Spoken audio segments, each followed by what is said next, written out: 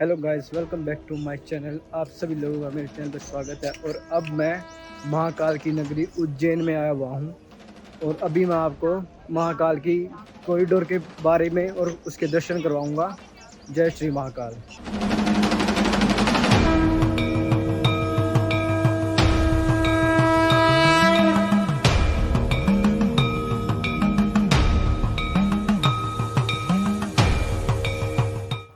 अभी मैं महाकाल कॉरिडोर के अंदर हूँ। जो महाकाल अभी मैं आपको थोड़ी देर में महाकाल कॉरिडोर पूरी दिखाऊंगा। और यहाँ पर बहुत सुंदर सुंदर तस्वीरें, मूर्तियाँ भगवान शिव की और भगवानों की भी, हनुमान जी की जैसे ऐसे प्रतिमा लगाई हुई हैं। अभी मैं आपको भी दिखाऊंगा।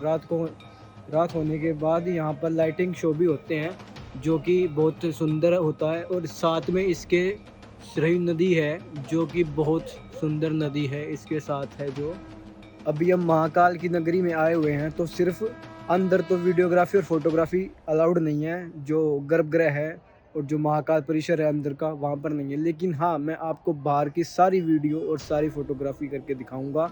यहाँ पर नई कॉरिडोर बनाई हुई है, बहुत सुंदर कॉरिडोर है। श्री महाकालेश्वर ज्योतिर्लिंग 12 ज्योतिर्लिंगों में से एक ज्योतिर्लिंग है, जो सिर्फ उत्तर की तरफ मुख है जिनका, क्योंकि माना जाता है उत्तर की तरफ सिर्फ मृत्यु का मुख होता है, मृत्यु का वास होता है।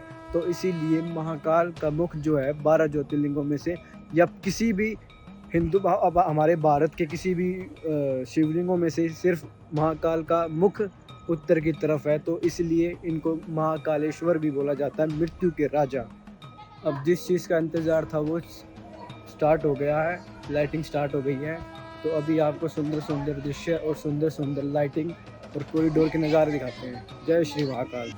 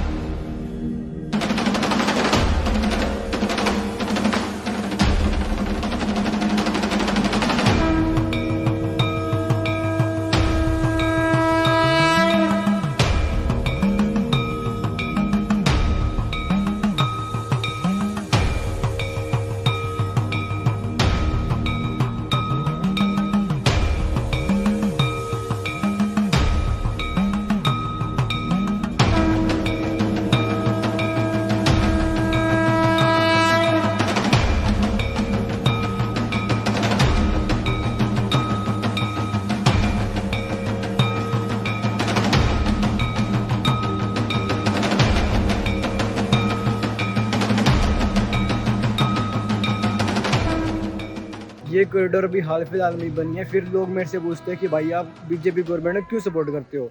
अब मैं आपको बता दूं, मैं इसीलिए सपोर्ट करता हूँ बीजेपी गवर्नमेंट को, क्योंकि वो हिंदुत्व को प्रमोट कर रही है। सिर्फ उज्जैन कॉरिडोर ही नहीं बनाई, ऐसी एक और कॉरिडोर है, काशी विश्वनाथ कॉरिडोर। आप सभी को पता ही होगा इस बारे में। और बाकी महाकाल के दर्शन बहुत अच्छे हुए हैं। महाकाल के अंदर परिसर में जाते ही एक पॉजिटिव, बहुत ज़्यादा स्ट्रॉन्ग पॉजिटिव वाइब आती है। और फिर अगर हम महाकाल के दर्शन करने के बाद बाहर आते हैं, तो जो महाकाल कॉरिडोर है, बहुत लाजवाब कॉरिडोर बनाई हुई है, बहुत अच्छी अच्छी लाइटिंग्स है। अब बात करते हैं यहाँ की टिकट व्यवस्था की, और दर्शन हम कैसे कर सकते हैं, कि किस प्रकार के यहाँ पर दर्शन होते हैं। तो पहला दर्शन, तो अगर आप निःशुल्क करना चाहते हैं सिर्फ महाकाल के दूर से दर्शन, तो निःशुल्क है, उसके लिए आपको लाइन में लगना पड़ेगा। ठीक है। अगर उसके बाद अगर आपको गर्भगृह में जाके अभिषेक करना है, तो उसके लिए कुछ प्रोटोकॉल हैं, और 750 की टिकट लगती है, जो आप गर्भगृह में जाकर शिवलिंग पर अभिषेक कर सकते हैं। और इसके बाद अगर आप देखते हैं भस्म आरती की अगर टिकट लेना चाहते हो, तो पहली बात तो अगर ऑन टाइम चाहिए आपको टिकट, तो भूल जाओ, आपको टिकट नहीं मिलेगी। ठीक है। आपको भस्म आरती की टिकट ऑन द स्पॉट नहीं मिलेगी, कि आप अगर आप सोचो कि हम वहाँ जाकर काउंटर से टिकट ले लें या कुछ कर लें, नहीं मिलेगी आपको टिकट। उसके लिए आपको सबसे पहले कुछ महीने पहले, सबसे पहले भी नहीं, कुछ महीने पहले, कम से कम 2-3 महीने का टाइम होता है, आपको बुकिंग करनी पड़ेगी ऑनलाइन भस्म आरती की तब आपको शायद मिल सकती है, ठीक है, भस्म आरती अगर आपको चाहिए तो।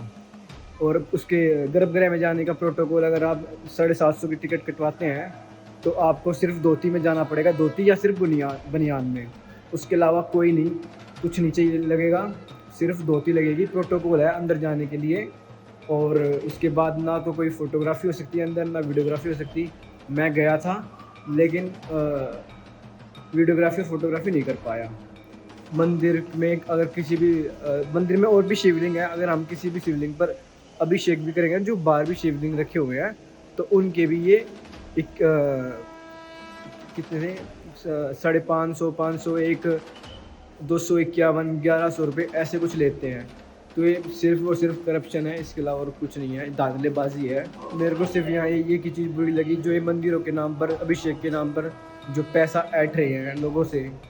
भाई किस बात का? अगर जिसकी श्रद्धा होगी वो अपनी श्रद्धा से कुछ भी दे सकता है, लेकिन आप खुले होकर उससे मांग रहे हो कि 5100 रुपये दे, 2100 रुपये दे, ऐसा कुछ, तो सिर्फ और सिर्फ धांधलेबाजी है, इसके अलावा कुछ नहीं। मेरे को सिर्फ यहाँ महाकाल में एक ही चीज़ बुरी लगी, जो ये मंदिरों के नाम पर, अभिषेक के नाम पर लोग पब्लिक से पैसा ऐंठ रहे हैं, सिर्फ मेरे को ये बहुत बुरा लगा। और वैसे महाकाल की नगरी है, महाकाल खुद महाकाल है, वो जाने, उनका हम जाने। महाकाल कॉरिडोर में इलेक्ट्रिक व्हीकल्स वगैरह भी चलते हैं, जो बुजुर्ग वगैरह है उनके लिए ईजी रहेगा महाकाल कॉरिडोर में घूमना।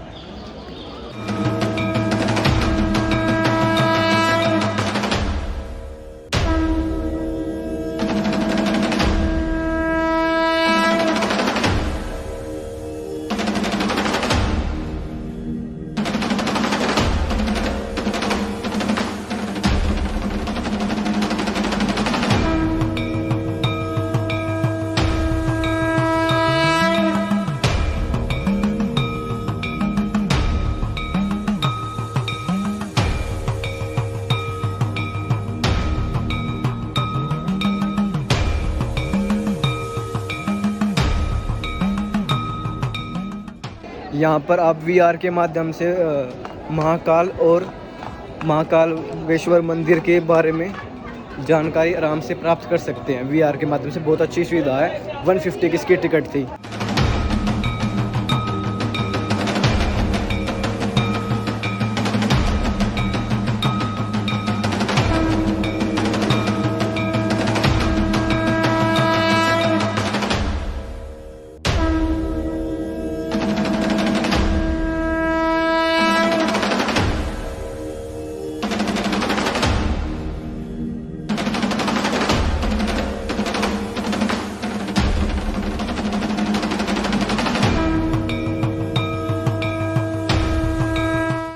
उज्जैन महाकालेश्वर से सिर्फ 149 किलोमीटर दूर ओमकारेश्वर भी मंदिर है। अब हम वहीं जाएंगे ओमकारेश्वर मंदिर, तो फिर आपको वहाँ के दर्शन कराते हैं। ओमकारेश्वर 12 ज्योतिर्लिंगों में से एक ज्योतिर्लिंग और है।